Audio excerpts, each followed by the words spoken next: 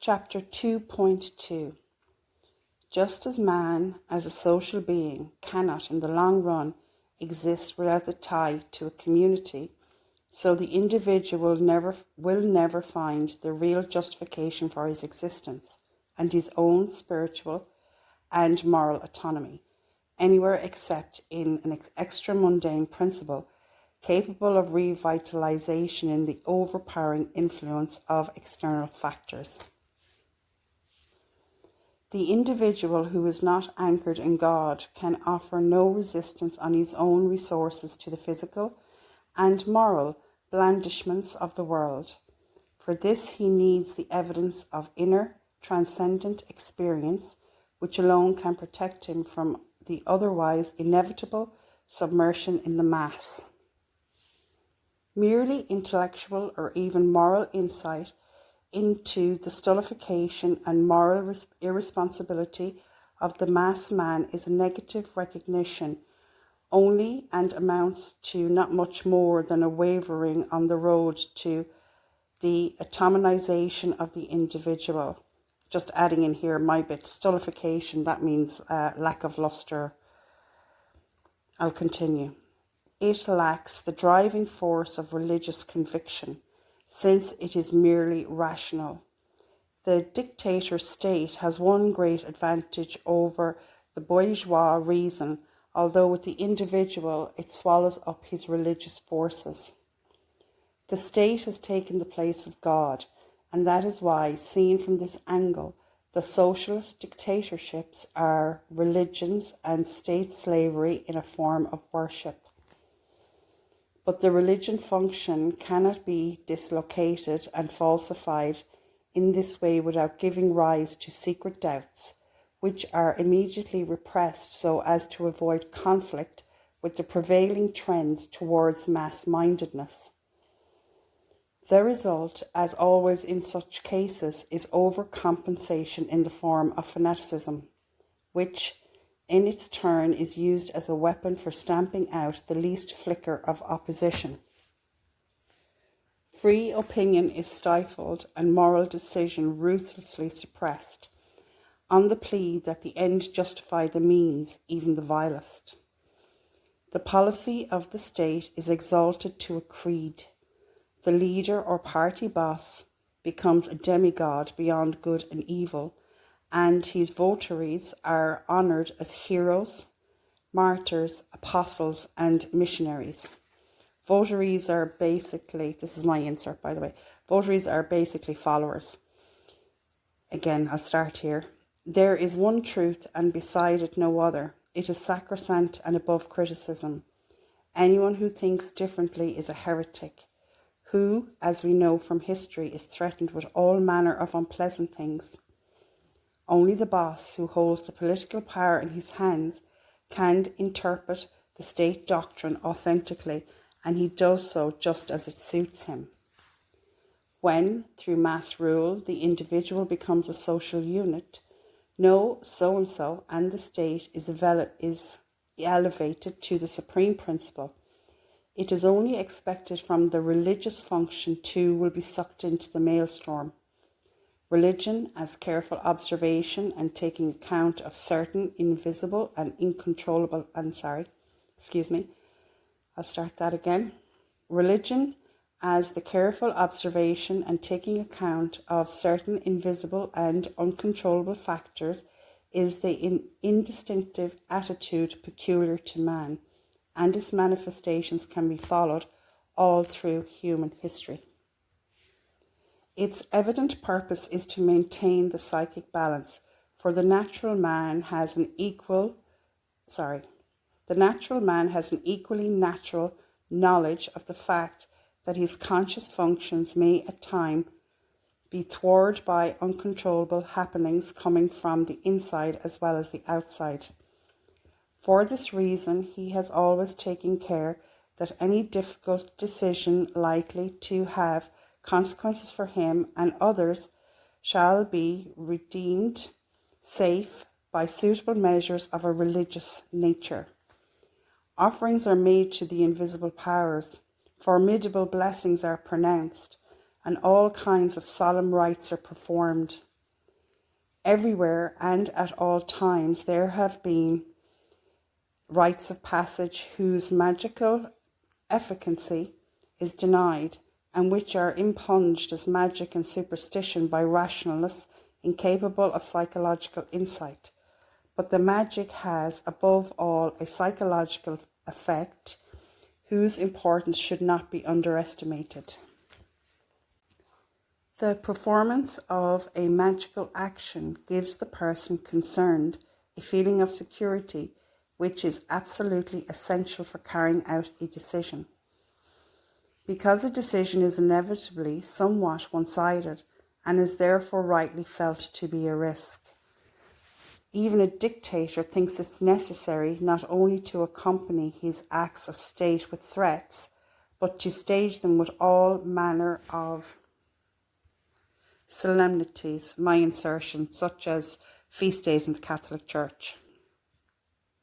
Brass bands, flags, banners, parades, and monster demonstrations are no different in principle from ecclesiastic processions, cannonades, and fireworks to scare off demons. Only the suggestive parade of state power engenders a collective feeling of security, which, unlike religious demonstrations, gives the individual no protection against his inner demonism. Hence, he will cling all the more to the power of the state, for example, to the Mass, thus delivering himself up to it physically as well as morally, and putting the finishing touches to his social structure. The state, like the Church, demands enthusiasm, self-sacrifice, and love, and if religion requires or presupposes the fear of God, then the dictator state takes good care to provide the necessary terror. When the rationalist directs the main force of his attack against the magical effect of the rite as asserted by tradition, he has in reality completely missed the mark. The essential point, the psychological effect, is overlooked, although both parties may use it for directly opposite purposes. A similar situation prevails with regard to their respective conceptions of a goal. The goal of religion, deliverance from evil, reconciliation with God, rewards in the hereafter, and so on, turn the worldly promises about freedom from care for one's daily bread, the just distribution of the material goods, universal prosperity in the future, and shorter working hours. That's the fulfillment of these promises, as far off as paradise only furnishes yet another analogy and underlines the fact that the masses have been converted from an and understands that the masses have been converted from an extra-mundane goal to a purely worldly belief, which is exiled and with exactly the same religious fervour and exclusiveness that the creed displays in others' directions.